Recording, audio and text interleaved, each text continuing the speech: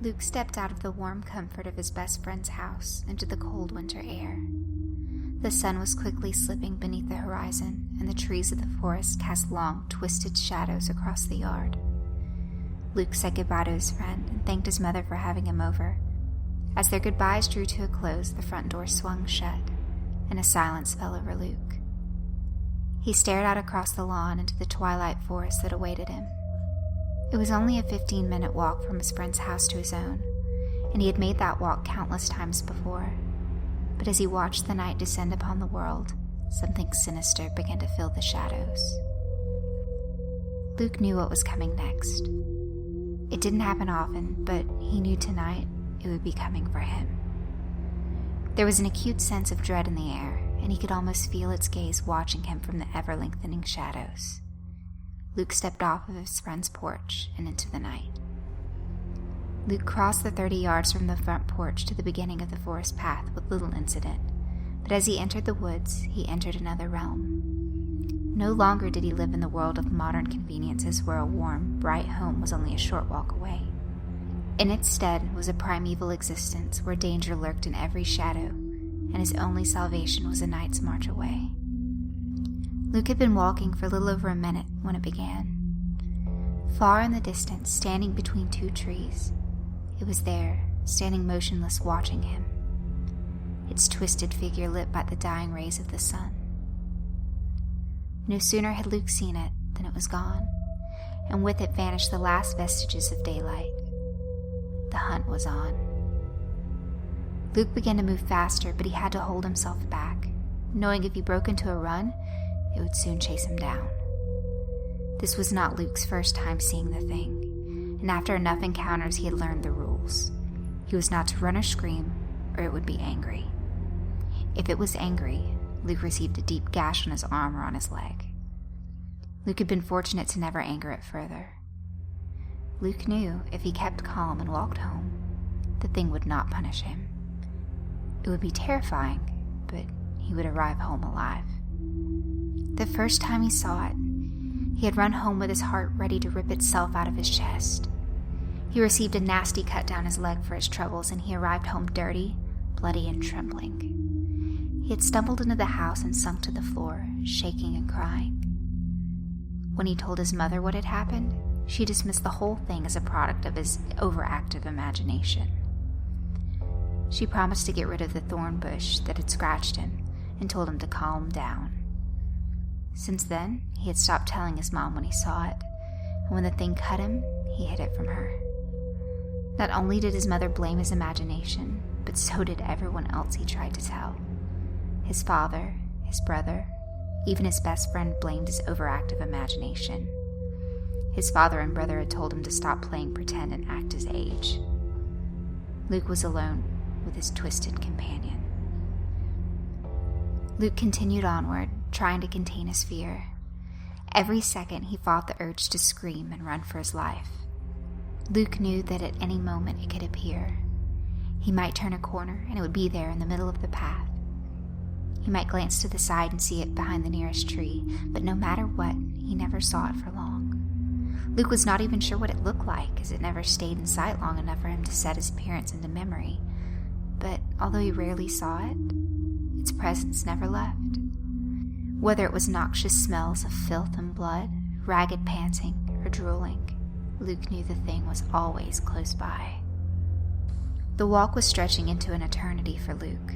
He felt as though he had left his friend's house hours ago, and yet it seemed there were miles and miles left to walk until he was home. Luke began to pick up the pace a little, and as his step quickened, he heard a shuffling gait behind him begin to rustle the leaves. This was incredibly odd, as he had never heard its footsteps before. They were close, but not so close that Luke was considering bolting. Oddly, these heavy footfalls made Luke feel better. He knew he couldn't possibly be imagining them. He could hear leaves rustle and crunch beneath his pursuer's feet.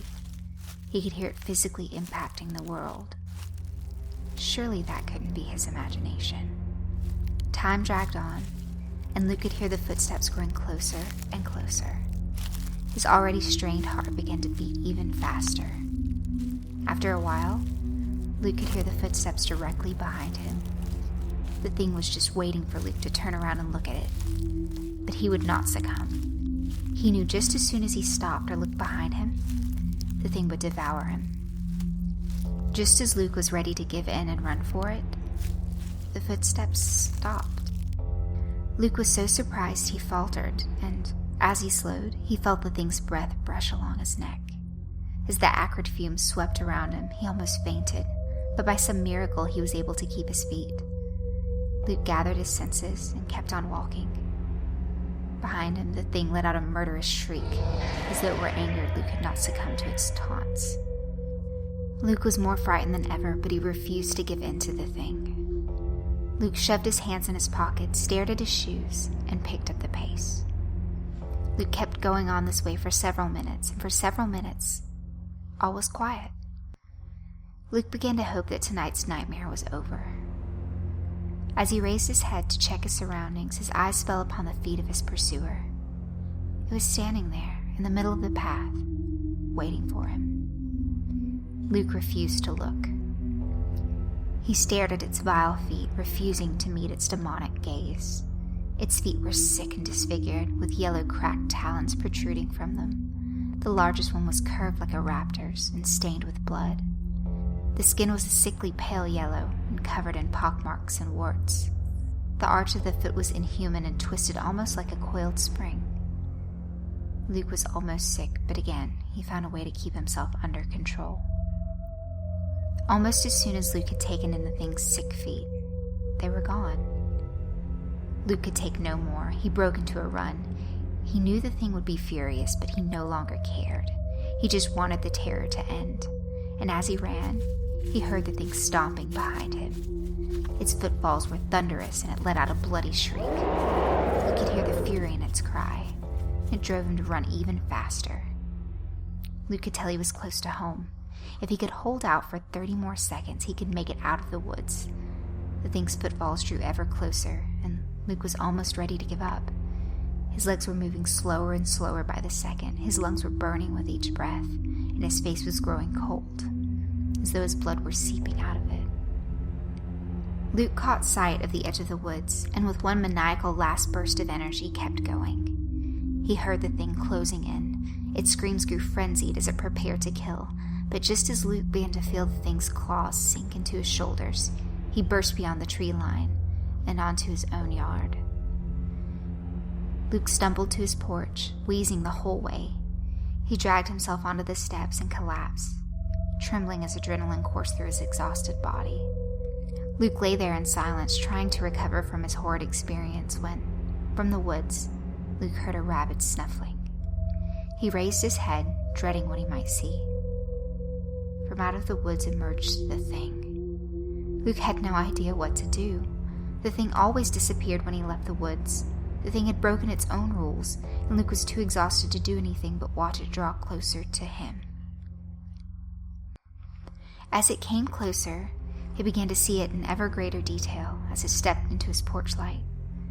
The thing was hideous beyond belief. It was disgusting and unnatural. It had one huge red eye in the middle of its face. Below it was a crooked gash of a mouth that hung open, revealing a veritable hacksaw of black and bloody teeth. It had no nose or ears, and its head was covered in limp spikes. Its shoulders were uneven as one arm was gimpy and the shoulder twisted. The arm was withered and hung by the creature's side. Its other arm was massive and had claws matching those on its feet. The claws extended down to the ground and dragged as it marched forward. Its spine was twisted, and it seemed a miracle that the thing could even walk. Luke stared in horror as it approached. He knew he was facing his death. He was too physically and mentally exhausted to do anything but stare into the disfigured face of death. But extraordinarily, as the thing drew within 5 feet of him, it stopped. It stopped and stared at him. Luke did not know for how long they made eye contact, but after a while the thing simply turned and ran off into the woods far faster than Luke ever thought its twisted frame could move.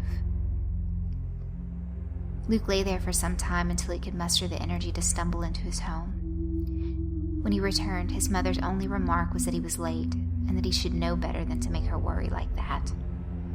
Luke numbly stumbled into his room and collapsed. He did not sleep soundly that night, nor would he for many nights to come, but he thanked God he had survived. He didn't know what made the thing turn back. Maybe it had some sort of twisted sense of honor that stopped it from killing a defenseless boy. Or maybe it just wanted to preserve him for another night of sport. Luke didn't know, and Luke didn't care. He was just thankful to be alive. That same night, another young boy returned home late. He scrabbled through the dirt with his cracked and yellowed claws into the entrance of his home. As he lumbered into the dank cavern that was his home, the boy's mother demanded to know where he had been. The boy was out of breath and sweating from his earlier exertions. He could barely get a response to his mother. He told her that he'd seen the thing again. His mother told him to stop playing pretend and go to bed. He protested that he had gotten close to it this time, looked at it, and even touched it. He told her how hideous it was with its smooth pink skin and its squashed face with its two beady eyes. But it didn't seem dangerous. He didn't know why it always ignored him when he had tried to be friendly, and tonight it had run away again. He felt bad because it often cut itself on all the thorns along the path when it ran. His mother told him to shut down his overactive imagination and stop telling her such ridiculous stories. He grumbled as he shuffled into his room and lay down on his bed of worms to go to sleep. He would get the thing to talk to him one day. He just had to keep on trying. The thing often walked through his yard at night. He would just say hi to it again in a week.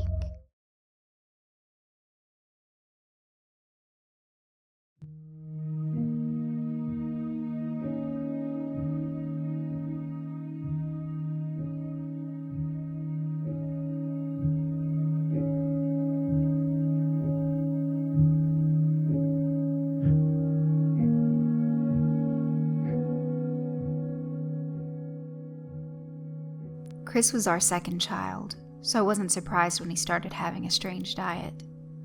My wife, Becky, wasn't really concerned either, for the first week or so.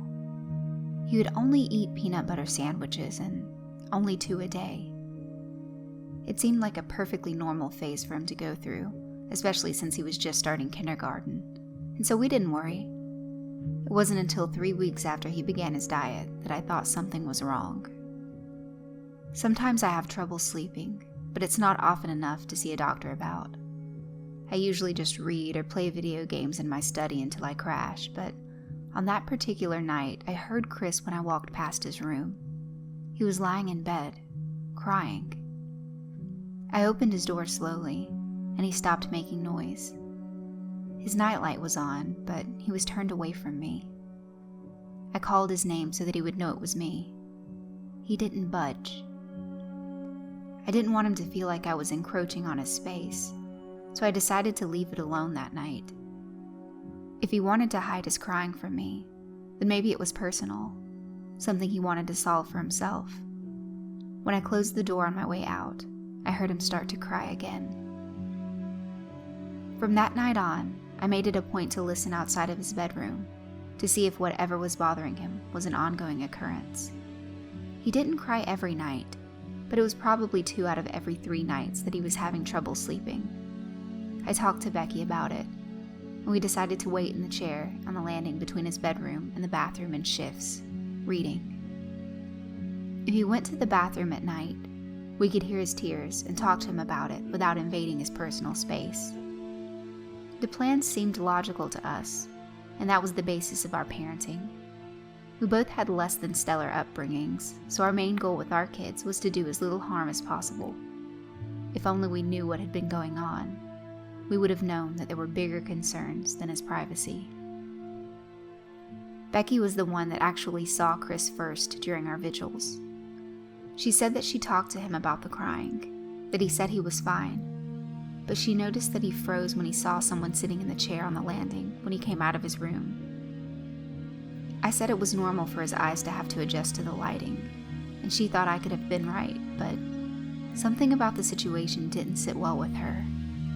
She asked him if he wanted to go downstairs and have some ice cream, thinking maybe he was crying because he was hungry, and he started to hum like he does when he gets upset. He always did that when he was trying to hold back tears at that age, because he was starting to get the idea that he shouldn't cry from the movies and TV shows that he watched. She was really worried and thought that it might be worth seeing his pediatrician about. Chris's pediatrician recommended seeing a counselor to make sure that nothing was going awry with his development, so we set up an appointment. At the start of the appointment, Chris was outgoing like he usually was with people, at least when we were around. He talked about the toys that he liked the most and family life without skipping a beat. However, when the counselor asked him about his diet, Chris's attitude changed. He became reserved, started looking away from everyone, and refused to answer any questions.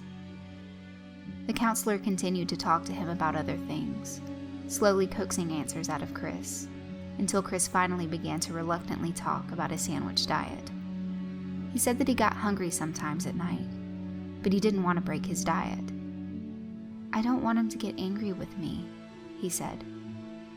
The counselor tried for 15 minutes to get Chris to say who the him that Chris was referring to was, but Chris wouldn't say. The counselor asked if she could speak to Chris alone, and we agreed to wait in the waiting room. 5 minutes later, the counselor came out to speak with us. She said she had asked us to leave because Chris had been exhibiting signs of abuse, and Chris had been casting sideways glances at us, as if he had been coached not to talk about certain things in the appointment. We were taken aback, but the counselor said that her fears had been unfounded. Chris had indeed been told not to talk, but he said that he had been told not to talk to us. Chris had told the counselor that his dietary restrictions had come from an imaginary friend named Mr. Tophat.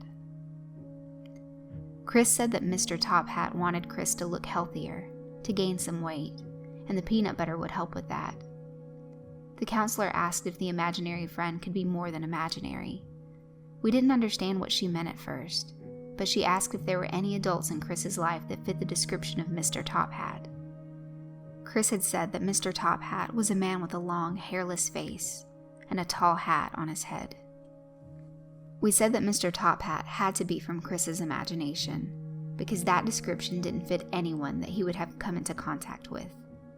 The counselor said that it was probably a phase, but we should supplement his diet with vitamins in order to make sure he didn't have deficiencies.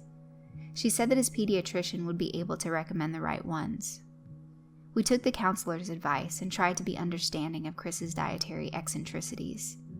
The fact that she said it would likely be over soon was comforting. We didn't know it was possible for her to be so right and so wrong at the same time. The next thing we heard about Mr. Tophat was from Chris's kindergarten teacher. His teacher said that Chris started crying hysterically one afternoon while the kids were reading to themselves. When she asked Chris what was wrong, he said that Mr. Tophat was angry with him. She asked if one of us could pick him up, and I said that I would. Luckily, I worked from home, so it wasn't a big deal. Chris seemed okay once he got home, and he even asked me if I would make him mac and cheese, his favorite from before the sandwich era. I said yes, and he sat in the kitchen drawing while I made it for him. As I poured the bowl for him, I asked him what he was drawing without looking at the paper. "It's Mr. Tophat," Chris said. I looked down at the paper, stunned. The picture was of a person with no hair on their face, including no eyelashes or eyebrows, and a sinister-looking top hat, with lines all over it. Chris had colored in the face an ashen gray, and the man in the picture looked dead. Chris ate his meal while I stared at the picture. Becky and I had hoped to cause as little damage as possible to our kids. How had we screwed up so badly that this was what Chris thought of as an imaginary friend? Chris seemed better after eating, and he asked me if I would read a story to him. I said yes, planning to talk to Becky when she got home.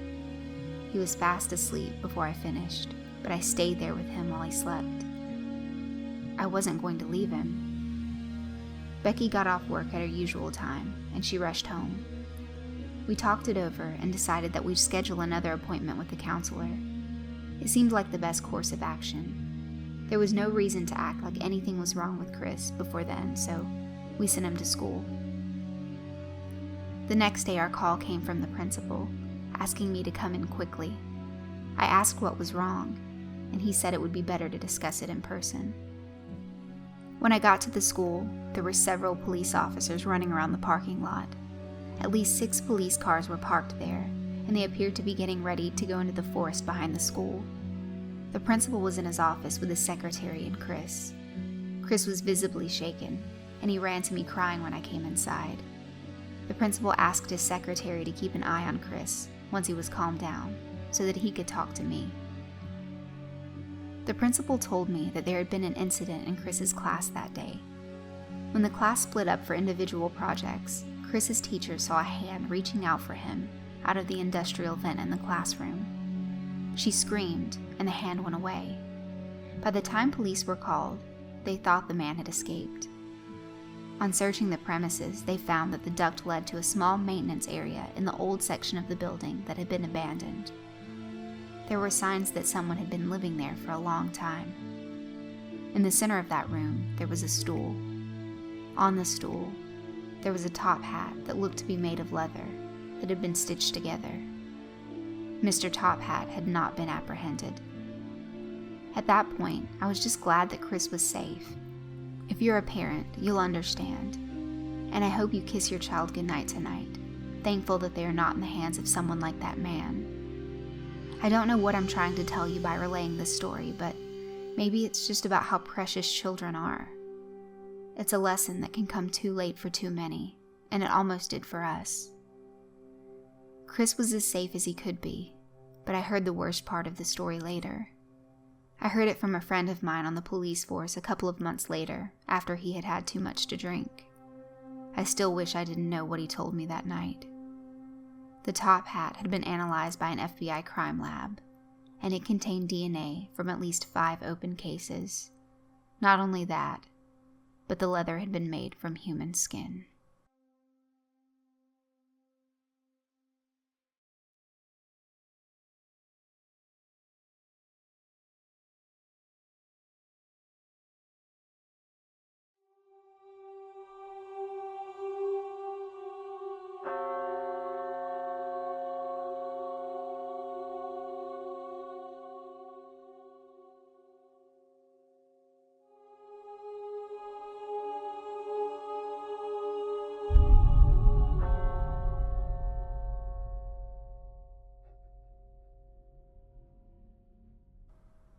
A common misconception people make is believing that a predator lurks in the darkness, sneaking in the shadows as they walk down a desolate street.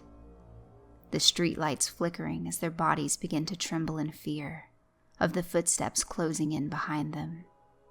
They fail to realize the real monsters do not limit themselves to the darkness. Oh, we love attention. Though we attempt to remove our own monstrosities brewing deep within our psyches, the same thing we deny feeds on the anonymity, savoring it, bite by bite. We are our own strangers. We walk past mirrors, the image of our true nature reflecting back at us unnoticed. We are the true monsters, not some lowlife hiding under a child's bed, tormenting them whenever the child loses his or her eyes. Well, at least I'm a monster. Our society has too many rules. You have to look the part, dressing as they do in order to fit in. I don't want to fit in. I want to rule as we once did, wreaking havoc on the world as our ancestors had for centuries. I want to be in books, recognized as a powerful, inevitable force to cower upon. Instead, I'm sitting at a desk, pretending I don't want to rip Tom, my coworker's head, clean off before licking up every ounce of blood that drains from it. We have to participate in a weekly drawing in order to get our fill. If we were to hold this competition more frequently, as we had in the past, the humans would figure out our existence. Human-on-human crime would no longer be a sufficient enough cover-up. We couldn't have that happen. There have been far too many rogue monsters in the past that sacrificed our secrecy. All of the humans' most infamous serial killers were connected to us. They were us. Out of the millions of us hidden amongst the population, it's always a bit of a circus when we come together. Well, more so a duel. See, the drawing is just the first step. Once your name is picked out of the raffle, you then have to challenge the other opponent whose name was also selected from the raffle. One of you must die in order to have one night of bliss, basking in being the monster you had to hide for weeks on end as you awaited the raffle. Naturally, I always sat on the edge of my seat at work, contemplating winning the raffle. It's like a dream. Though I have been around for quite some time, I've only won the raffle 5 times. I'm hoping for the 6th tonight. My boss, Ronald Simmons, however, wanted me to stay after work to have a chat. Being that the raffle was in less than an hour, I was reluctant to comply with his orders. So I told him I had a family emergency, to which he replied, "I don't give a shit." Disimpassioned, I sat down, staring upon his ripened face as he circled around my chair. "Damon, we have to let you go," he said, nonchalantly. I shifted in my seat, anger swelling in my belly as he stared at me with a smirk littering his disgusting face. "Why?" I questioned, simply. He laughed, his hand tracing the crevices in the wooden chair I sat in. "I don't have to give you reasoning for me firing you. Whatever country you're from can't stop me from letting you go either. Now, I suggest you get out of this seat and get the fuck out of my building before I call security," he said, caustically. Naturally, I stood up, abiding by this weak, inferior creature's order, which in turn made my blood boil. "Have a good life," he said, laughing as I walked out of the office's door. I wanted nothing more than to turn around as I walked away, digging my nails deep within his chest before ripping away his cold heart from within it. But I had bigger things to worry about. So I sped to the isolated warehouse. As I drove through the grim, murky forest, noticing the sun meeting with the horizon, I couldn't help but ponder the thought of winning. Though I haven't in centuries, something within me could feel the possibility of being selected for the raffle. The feeling ate away at my wrath as I imagined who my lucky victim would be, if I should win. That was a no-brainer. When I arrived at the warehouse, countless cars lined the abandoned building. I got out of the car, breathing in the smell of anticipation, competition, and a hint of fear. One of us was going to die, but it was well worth it. In the end, it's all about balance. To take the life of a human, you have to take the life of one of your own first. Before going into the warehouse, I stripped out of my human form, releasing the toxic costume I was forced to wield. The transition was a painful one depending on how big the monster was in his or her natural state. I'm a fairly big monster, so it takes skill to shimmy out of the charade the rules deem necessary throughout the year. If you should rip your disguise, you would have to give up your own child or family member who would be sentenced to death in order for you to receive new skin. A life for a life. Unless you wish to be sentenced to the dungeons instead, which is much, much worse than offering up your child or family member. "Damon," a voice said. I turned to see Grogok. "Grogok," I said, grimacing before we began punching each other on the arm. "It's been too long, my friend," he said, growling in between his words. I nodded, staring at the entrance of the warehouse in anticipation. "How about we catch up as we walk?" I said, flinging my stiffened wing over his shoulder. The whole way to the entrance was filled with great conversation. Grogok told me of his new children and how they drove him insane with their shedding. I enjoyed hearing about children as I was never fortunate enough to find a mate. "Sign your names," the Gorgon behind the desk said. I couldn't help but admire her beauty. Though she was grotesque, snakes stemming from her head, she was marvelous to look at. She seemed to notice my stare, grimacing as her cheeks turned a dark purple. "Come on, Damon," Grogok said, grabbing my attention with a snarl. I followed his lead into the waiting room. We scoured for open seats, passing countless sirens, succubi, and mere people in the process.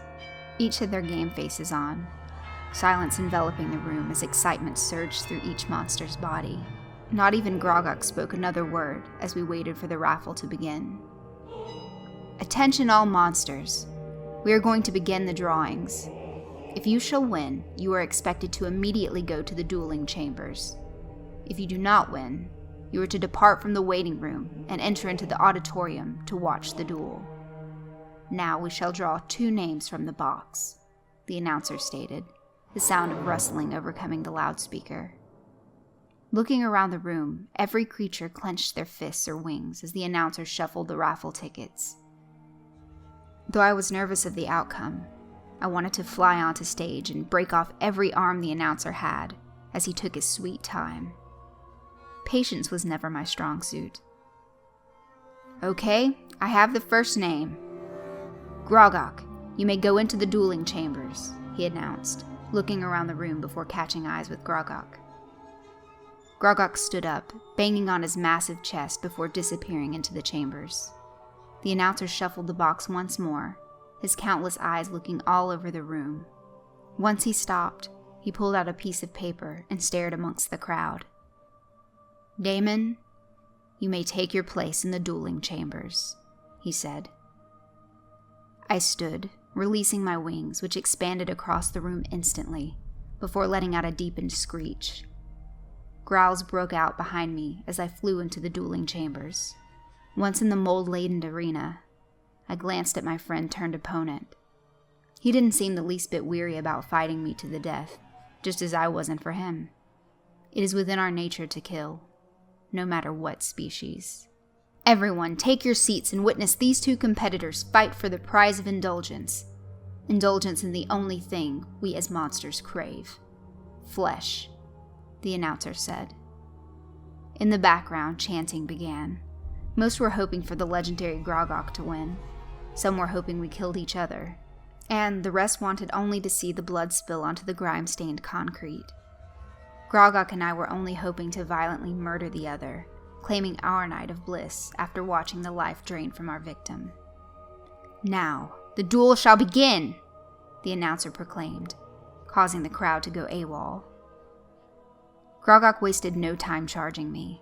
He was massive, much taller and wider than me, with arms as big as 2 stools side by side. He lunged, punching me across the room with one powerful blow. Again, he charged, mustering up his strength in order to crush my head on impact. I dodged this attempt, flying over his head before landing directly behind him, expelling my toxic venom into his chest as I bit him. His strength began to fade. Because he was much too big to kill in one bite, I violently clawed at his neck as he struggled onto the floor, the concrete tearing away at his flesh. Continuously, I bit him, pumping every ounce of venom within me into his enormous body. It didn't take long before he was paralyzed, no longer able to defend himself against my attacks. So I circled around him. My wings expanded and my arms clenched as I imagined the satisfaction of ripping out his eye before burrowing my teeth into his neck. I've been waiting for this, I said, kneeling before his frozen body. His face swelled to an unimaginable level. My venom was the most toxic in the world, much more toxic than every black mamba on this planet combined. The venom began to eat away at his hardened flesh. The stench of rotting skin permeated throughout the arena. Before carrying out my plans, I smiled in Grogok's face. I wanted his last memory to be my diabolical smirk, looking down at his pitiful attempt of a duel. Once my smile faded, I ripped his eye from its socket, swallowing it before slashing his throat with one swift movement. As the blood pooled from his dying body, I flew midair before releasing my deafening screech. We have a champion, Damon. Name who or what you wish to indulge in tonight, the announcer stated. Without so much as a second thought, I named the person for years I had imagined tying up to a rusted pole in the middle of nowhere, the streetlights being his only source of lighting, as I flew overhead, releasing my shit onto his pleading body. Ronald Simmons.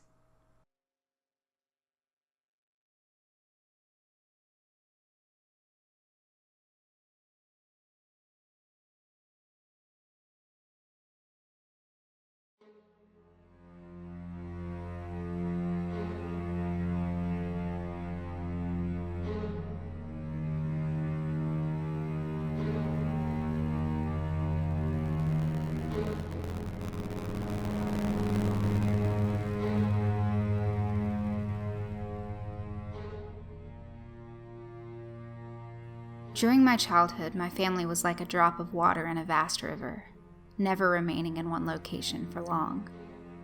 We settled in Rhode Island when I was 8, and there we remained until I went to college in Colorado Springs. Most of my memories are rooted in Rhode Island, but there are fragments in the attic of my brain, which belong to the various homes we had lived in when I was much younger. Most of these memories are unclear and pointless. Chasing after another boy in the backyard of a house in North Carolina, trying to build a raft to float on the creek behind the apartment we rented in Pennsylvania, and so on. But there is one set of memories which remains as clear as glass, as though they were just made yesterday. I often wonder whether these memories are simply lucid dreams produced by the long sickness I experienced that spring. But in my heart, I know they are real.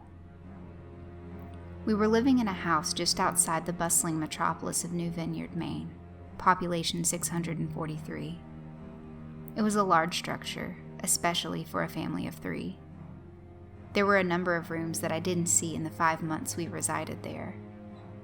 In some ways, it was a waste of space, but it was the only house on the market at the time, at least within an hour's commute to my father's place of work. The day after my 5th birthday, attended by my parents alone, I came down with a fever.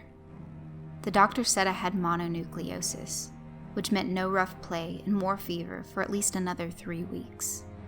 It was horrible timing to be bedridden. We were in the process of packing our things to move to Pennsylvania, and most of my things were already packed away in boxes, leaving my room barren. My mother brought me ginger ale and books several times a day, and these served the function of being my primary form of entertainment for the next few weeks. Boredom always loomed just around the corner, waiting to rear its ugly head and compound my misery. I don't exactly recall how I met Mr. Widemouth. I think it was about a week after I was diagnosed with mono. My first memory of the small creature was asking him if he had a name. He told me to call him Mr. Widemouth, because his mouth was large. In fact, everything about him was large in comparison to his body.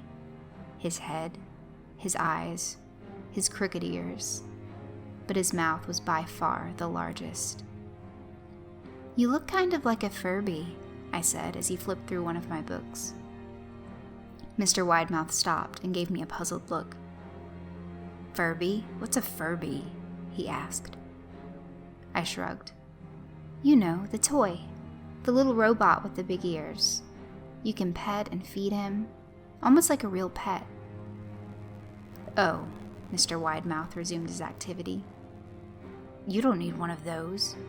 They aren't the same as having a real friend." I remember Mr. Widemouth disappearing every time my mother stopped by to check in on me.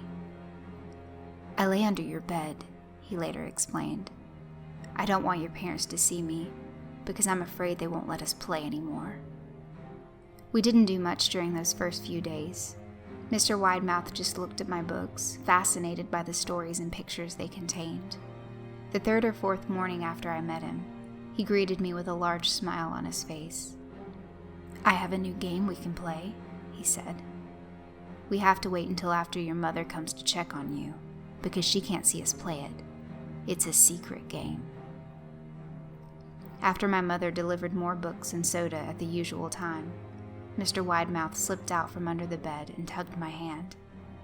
"We have to go to the room at the end of this hallway," he said. I objected at first, as my parents had forbidden me to leave my bed without their permission, but Mr. Widemouth persisted until I gave in. The room in question had no furniture or wallpaper. Its only distinguishing feature was a window opposite the doorway. Mr. Widemouth darted across the room and gave the window a firm push, flinging it open. He then beckoned me to look out at the ground below. We were on the 2nd story of the house, but it was on a hill, and from this angle, the drop was farther than 2 stories due to the incline. "I like to play pretend up here," Mr. Widemouth explained. "I pretend that there is a big, soft trampoline below this window, and I jump. If you pretend hard enough, you bounce back up like a feather. I want you to try." I was a 5-year-old with a fever. so only a hint of skepticism darted through my thoughts as I looked down and considered the possibility.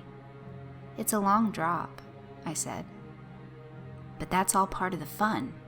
It wouldn't be fun if it was only a short drop. If it were that way, you may as well just bounce on a real trampoline." I toyed with the idea, picturing myself falling through thin air, only to bounce back to the window on something unseen by human eyes. But the realist in me prevailed. "Maybe some other time," I said. "I don't know if I have enough imagination. I could get hurt." Mr. Widemouth's face contorted into a snarl, but only for a moment. Anger gave way to disappointment. "If you say so," he said. He spent the rest of the day under my bed, quiet as a mouse. The following morning, Mr. Widemouth arrived holding a small box. "I want to teach you how to juggle," he said. "Here are some things you can use to practice before I start giving you lessons." I looked in the box. It was full of knives. "My parents will kill me," I shouted, horrified that Mr. Widemouth had brought knives into my room. Objects that my parents would never allow me to touch. "I'll be spanked and grounded for a year." Mr. Widemouth frowned. "It's fun to juggle with these. I want you to try it." I pushed the box away. "I can't. I'll get into trouble. Knives aren't safe to just throw in the air." Mr. Widemouth's frown deepened into a scowl. He took the box of knives and slid under my bed, remaining there the rest of the day. I began to wonder how often he was under me. I started having trouble sleeping after that. Mr. Widemouth often woke me up at night, saying he put a real trampoline under the window, a big one that I couldn't see in the dark. I always declined and tried to go back to sleep, but Mr. Widemouth persisted. Sometimes he stayed by my side until early in the morning, encouraging me to jump. He wasn't so fun to play with anymore. My mother came to me one morning and told me I had her permission to walk around outside. She thought the fresh air would be good for me, especially after being confined to my room for so long. Ecstatic, I put on my sneakers and trotted out to the back porch, yearning for the feeling of sun on my face. Mr. Widemouth was waiting for me. "I have something I want you to see," he said. I must have given him a weird look, because then he said, "It's safe, I promise." I followed him to the beginning of a deer trail, which ran through the woods behind the house. "This is an important path," he explained. "I've had a lot of friends about your age. When they were ready, I took them down this path to a special place. You aren't ready yet, but one day, I hope to take you there." I returned to the house, wondering what kind of place lay beyond that trail. 2 weeks after I met Mr. Widemouth, the last load of our things had been packed into a moving truck. I would be in the cab of that truck, sitting next to my father for the long drive to Pennsylvania. I considered telling Mr. Widemouth that I would be leaving, but even at 5 years old, I was beginning to suspect that perhaps the creature's intentions were not to my benefit, despite what he said otherwise. For this reason, I decided to keep my departure a secret. My father and I were in the truck at 4 a.m. He was hoping to make it to Pennsylvania by lunchtime tomorrow with the help of an endless supply of coffee and a 6-pack of energy drinks. He seemed more like a man who was about to run a marathon, rather than one who was about to spend 2 days sitting still. "Early enough for you?" he asked.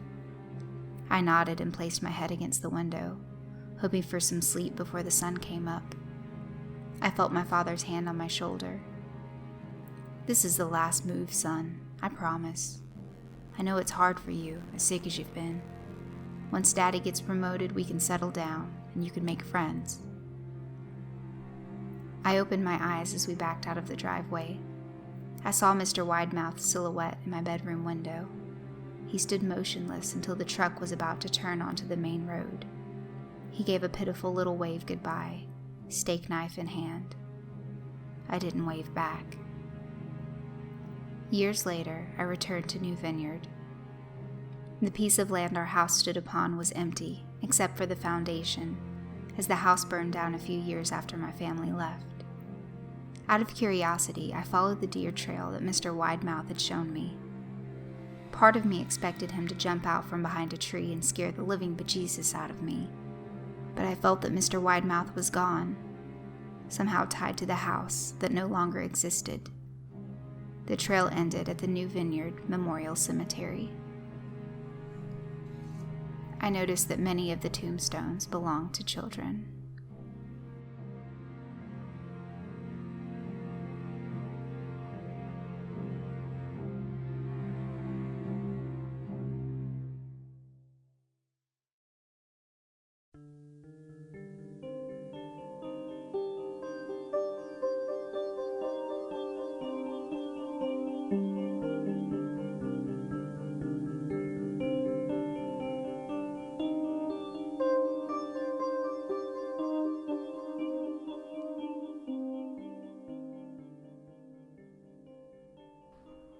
Everything within me is drained.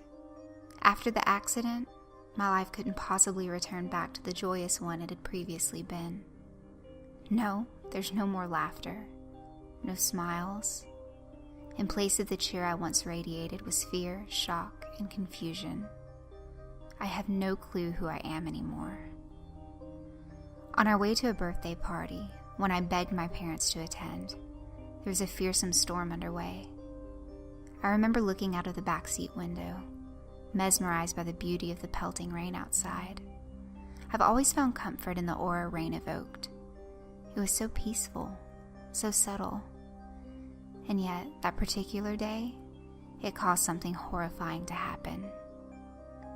The rain-stricken street gave lethal leverage to the semi coming towards us on that winding road. It seemed to happen in slow motion. 1 minute, Dad was turning, attempting to avoid the head-on collision.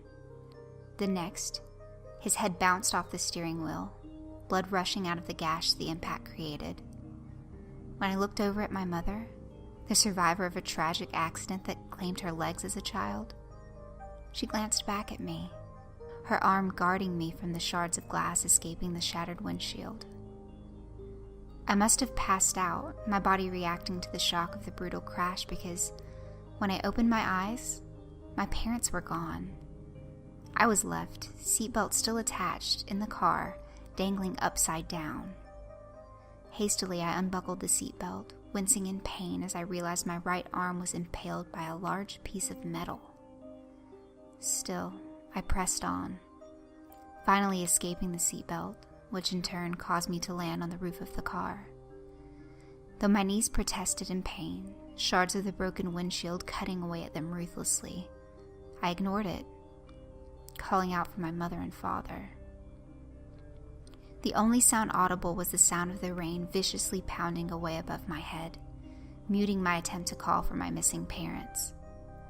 So I crawled out of the back window, random pieces of metal and glass making their presence known as I did so.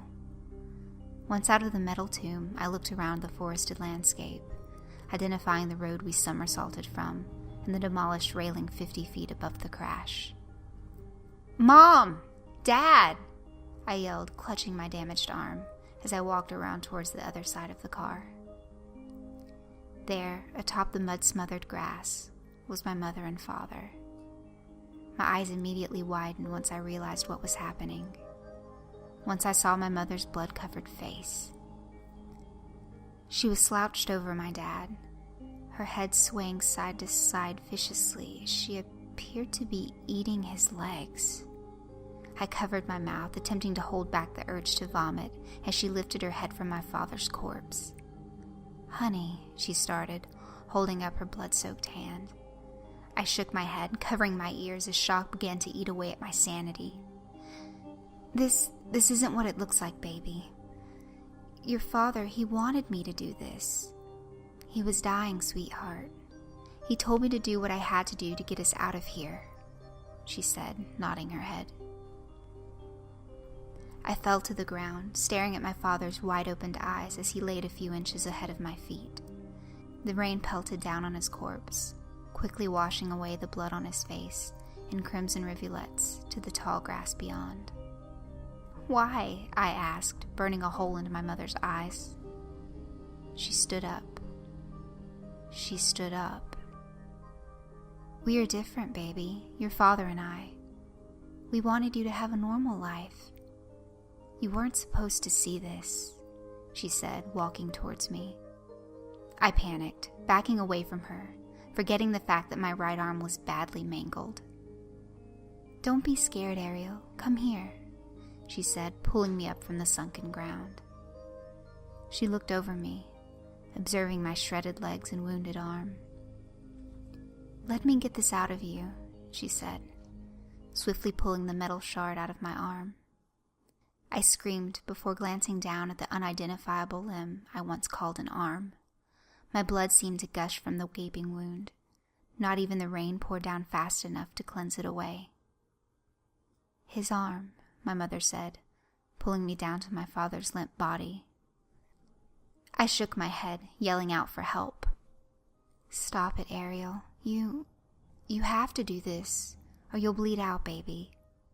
Your father would want you to do this, she said, rubbing my back. My vision began to blur as my heart seemed to slow. Though I was afraid, disgusted, and confused, I lowered my lips to my father's corpse. I ate, savoring each bite as if it were some sort of delicacy. I couldn't stop once I started until it was gone. My mother watched, caressing my rain-soaked hair as I ate my father's arm. My father's arm. Once I lifted my head, wiping away the crimson evidence of my feast, I looked down at my right arm. It was intact, unmarred, and perfectly normal. I have a lot to tell you, Ariel, my mother said, staring deeply within my eyes. I sat there, gazing at my father as he began to shake. He seemed to be changing. His skin, once a vibrant beige, was now graying. His hair, once healthy and shiny, slopped from his head in clumps. His face, once chiseled handsomely, bloated to a point unrecognizable. His teeth were now sharpened knives protruding from his mouth like a piranha. See, we aren't like everyone else, Ariel. You may not remember, but you've done this before. How else could you have gotten legs? My mother said, wrapping her arm around my shoulder. As the storm subsided, I stared down at what I once called my father. Where his legs once resided, rested a growing mass. After some time, once its growth concluded, I recognized the mass it had become. A tail. I didn't lose my legs in a car accident, Ariel. Your father had to remove my tail, leaving me the way you're used to seeing me because, at the time, I couldn't stomach doing what he had to do to get legs. But I also didn't want to go back home. Sweetie, we aren't built for this lifestyle. We have to do things, and I mean bad things, to blend in here. Your father and I chose to leave the colony behind long ago so you could experience a life at its full potential. Among the walking, she said. Though her confession caused my knees to buckle and my head to ache in disbelief, in the background, I could make out the approaching ambulance in the distance. The sirens resonated throughout the forest, grabbing my attention and shattering all cloudiness from my thoughts. Sirens.